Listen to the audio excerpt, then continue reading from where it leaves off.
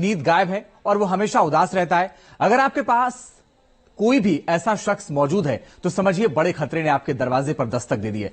इस silent killer का नाम है तनाव या फिर स्ट्रेस, जो आपके लिए घातक हो सकता है। तनाव और डिप्रेशन का क्या है कनेक्शन और क्यों हाइपरटेंशन जानलेवा हो सकता है, देखिए इस रिपोर्ट में।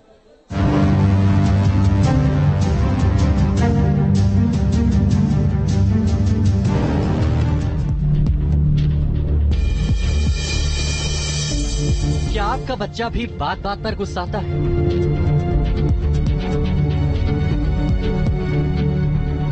क्या आपका बच्चा भी घर में गुमसुम और अलग थलग रहना पसंद करता है?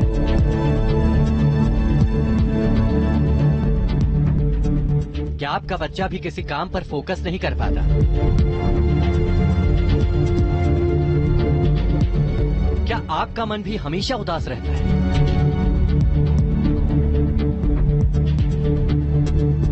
क्या आपको भी किसी से मिलने का मन नहीं होता?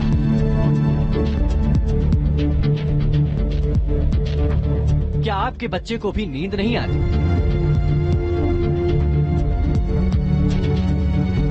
क्या आपके घर में भी कोई ऐसा है जो तन्हाई महसूस करता है?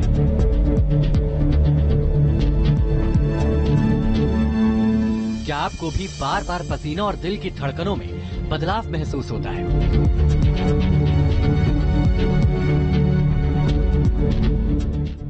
अगर इन सवालों का जवाब हाँ में है तो सतर्क हो जाइए, क्योंकि ये वो समस्याएं हैं जो कहने को तो हर घर में मौजूद है, लेकिन ये समस्या कब विकराल रूप अख्तियार कर ले ये कोई नहीं जानता।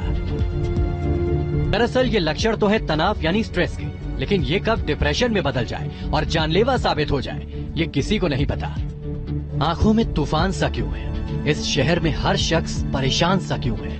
गाने की ये लाइन तो आपने सुनी ही होगी। हालांकि गाने में एक खास शहर की बात की जा रही है, लेकिन जब तनाव की बात आती है तो ये पूरी दुनिया में हर उस शख्स पर लागू होती है जो अपने होश में है। शायद ही ऐसा कोई शख्स है जिसे तनाव या स्ट्रेस ना हो। ऐसे में सवाल उठता है कि तनाव की वजह आखिर क्या है?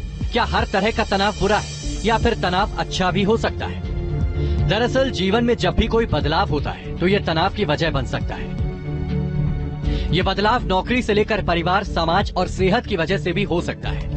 सोच में आए बदलाव या फिर किसी दूसरे से तुलना करने पर भी तनाव पैदा हो सकता है। खासकर ऐसा बदलाव जिन्हें हम स्वीकार नहीं कर पाते हैं तो ये तनाव का कारण बन जाता है। तनाव तब ज्यादा बढ़ जाता है जब संसाधन कम होते हैं। तनाव तत्कालीन यानी शॉर्ट टर्म और लंबे समय तक के लिए हो सकता है। तत्कालीन या शॉर्ट टर्म तनाव के लक्षण की बात करें तो इसमें कुछ दिनों के लिए नींद डिस्टर्ब होना, प्यास ज्यादा लगना, भूख बहुत तेज या बहुत कम लगना, अस्थिरता का अनुभव होना शामिल है।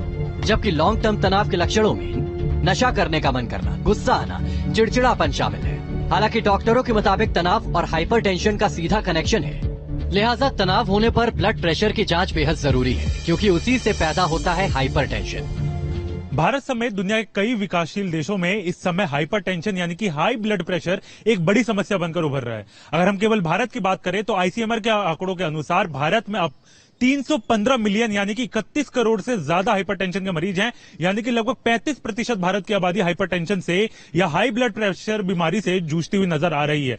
ऐसे में आपके लिए सबसे ज्यादा जरूरी है कि आप जाकर अपने डॉक्टर से संपर्क करें, क्योंकि लगातार डॉक्टरों की तरफ से यह कहा जा रहा है कि आधे लोगों को तो यही नहीं पता होता कि हाई ब्लड प्रेशर या हाइपरटेंशन से वो परेशान है। इस ऐसे में सबसे ज्यादा जरूरी है अपने डॉक्टर से संपर्क करें और रूटीनली अपना ब्लड प्रेशर चेक करवाएं। और अगर आप हाई ब्लड प्रेशर के मरीज हैं तो लगातार दवाई और जिस तरीके की सुविधाएं हैं वो डॉक्टरों के पास जाएं और उस तरीके की सुविधाओं और दवाओं का इस्तेमाल जरूर करें।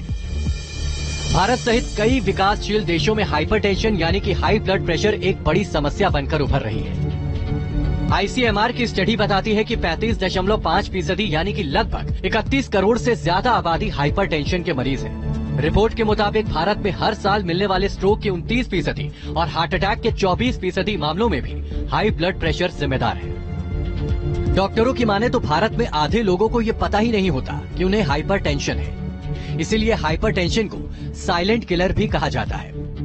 हाइपरटेंशन इस वक्त डेवलपिंग कंट्रीज की बहुत बड़ी प्रॉब्लम है। ब्लड प्रेशर का बढ़ना पता नहीं चलता है कब बढ़ गया। नौजवानों में खासतौर से आजकल ब्लड प्रेशर बढ़ रहा है। कोविड के बाद 7% लोगों में ब्लड प्रेशर का इजाफा हुआ है। 4 में से 1 इंडिया में स्टैटिस्टिक्स है ब्लड प्रेशर का पेशेंट है, तो इस वक्त हम अगर ये कहें कि 1/4 आबादी ब्लड प्रेशर की बीमारी से पीड़ित है, तो ये कहना गलत नहीं होगा। और इसमें ब्लड प्रेशर में सबसे बड़ी बात यह है कि 50% लोगों को पता ही नहीं होता कि उनको ब्लड प्रेशर है। उन 50% लोगों को जिनको पता होता है कि उनको ब्लड प्रेशर है, उसमें से 25% डॉक्टर के पास जा सकते हैं और ट्रीटमेंट ले सकते हैं, और उन 25% में सिर्फ 12% लोगों का ब्लड प्रेशर कंट्रोल होता है।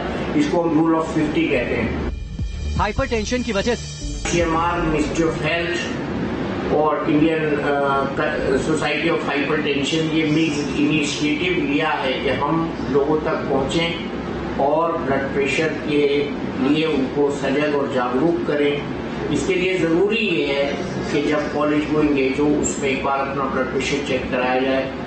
इसके अलावा प्रेग्नेंट लेडीज के लिए भी ये बहुत जरूरी है कि गाँव में जो ऐसी जगह रहती हैं उनका ब्लड प्रेशर पाबंदी से चेक किया जाए।